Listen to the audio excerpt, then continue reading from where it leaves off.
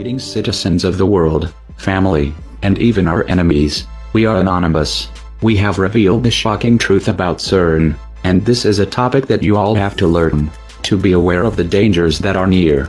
Take note, this is not meant to scare or intimidate anyone. This is to inform everyone so we may be able to stop this from happening. So you all need to open your heart, ears, and eyes on what the collective has to present to you. This very urgent message.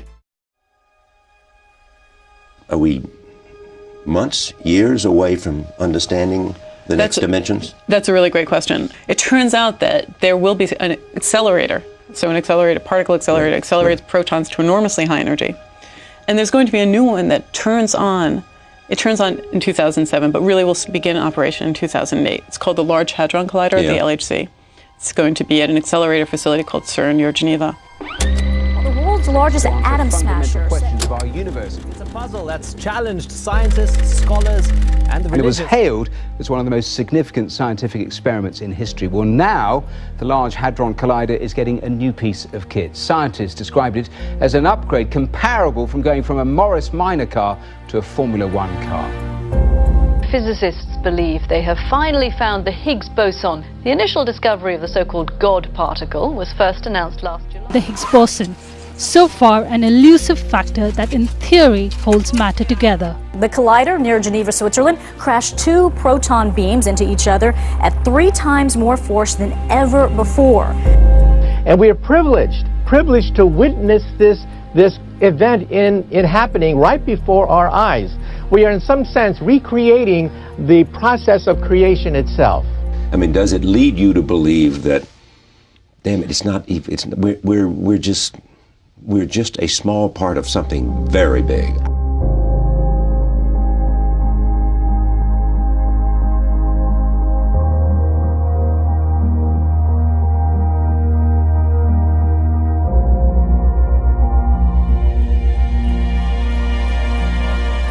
Just a final thought, because you came up with a lovely line talking to our producer saying, nature is tricky to understand. Every time you peel back a layer, the universe presents you with something else that you don't understand.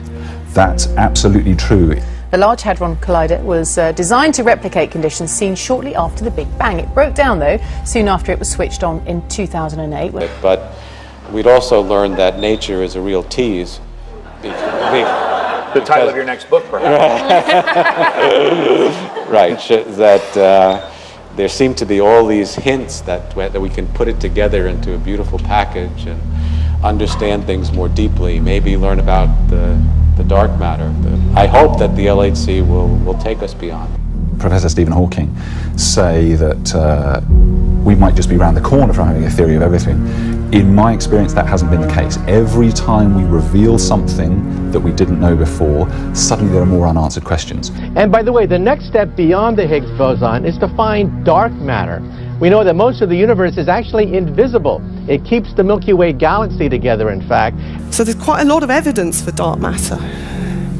If you look at the way galaxies rotate, they don't really fit in a model of the evolution of the universe if there's no dark matter.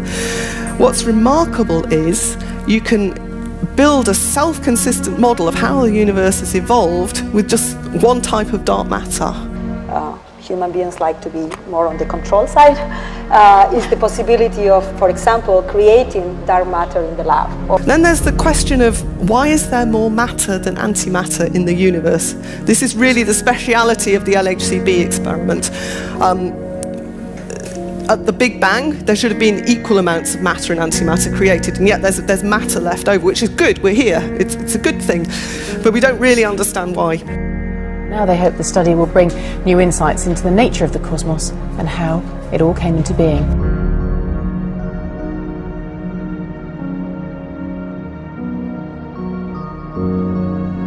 So we don't understand what dark matter is made of. We know it has to be something beyond what we know, and we don't understand why we are here.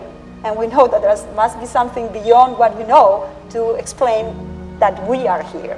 Okay, so I think that the LHC will for sure shed some light.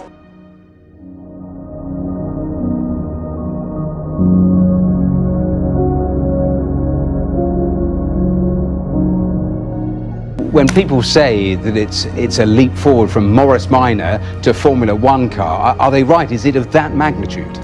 The technology has come on in leaps and bounds, as one would expect for frontier science.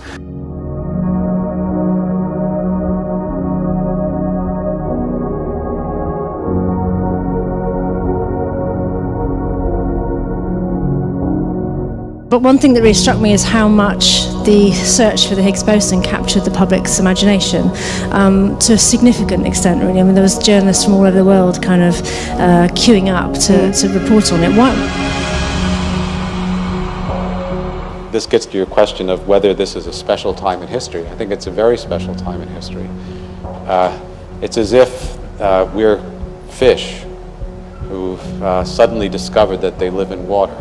Why do you think that was the case? I don't remember a scientific event that caught the public's imagination to that level for a very long time.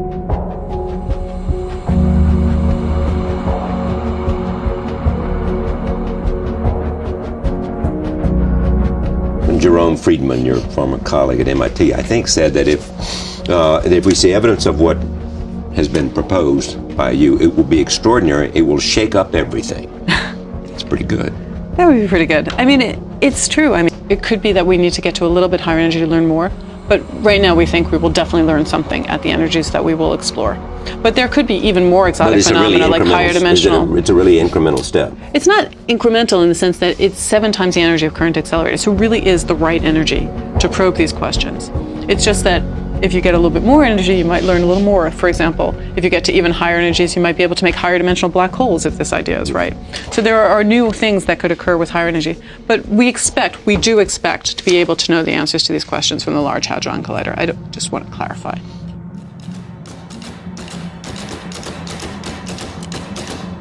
What's likely to be another dimension? What do you mean by that? Well, I mean, there are 4 dimensions. Yes. What would be a 5th? Or what would be a 6th? Art makes life worth living. Because via art, I think we can discover beauty, whereas science makes us live free, because only with science and applying logic and requiring proof, we can be free from swallowing any rubbish propaganda. So I work at CERN so many years, I never noticed all these things are so beautiful. But I just want to show you some of the pictures here so that you can see how we at CERN took some photos, and you look at them and you are ému, you are sort of moved, because they contain worlds within the simple photographed item. You can see things that are there from reflection in the grass. You can see a ladder that goes to heaven. There is such a majority of devotion to the projects that it's sort of sublimination de l'environnement. So you can see several of them where you have the impression that it's like the end of the world as we know it. LINAC 2 dates back to the 1970s, so the technology that's been used for LINAC 4 is considerably more advanced. It allows you to control those proton beams much more precisely, and also gives you control over much greater quantities of protons, which is what you need for investigating the experiments that they have on the Large Hadron Collider. Where we're exploring the mysteries of matter. Now, the LHC is a particle accelerator. It's the largest, highest energy particle accelerator in the world. We're talking about a machine that'll take us right to the beginning of time itself. There will be people who try to piece out from it what were the different, they'll test the different ideas. So lots of people have suggested what might be there. But generally they're going to look for energetic particles, they're going to see where did they come from, what could have been, what was producing whatever they found.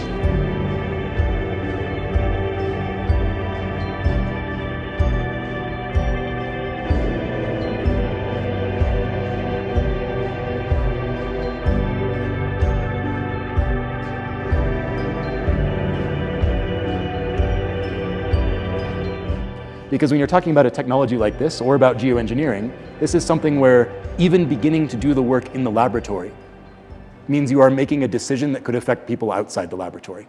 And if you do that work behind closed doors, and make no mistake, virtually all of science is kept secret from everybody until the moment of publication, because the incentive system is set up such that if you tell somebody else your genius idea, some other lab is going to go off and do it, rush it, publish first, they get all the credit, you get none.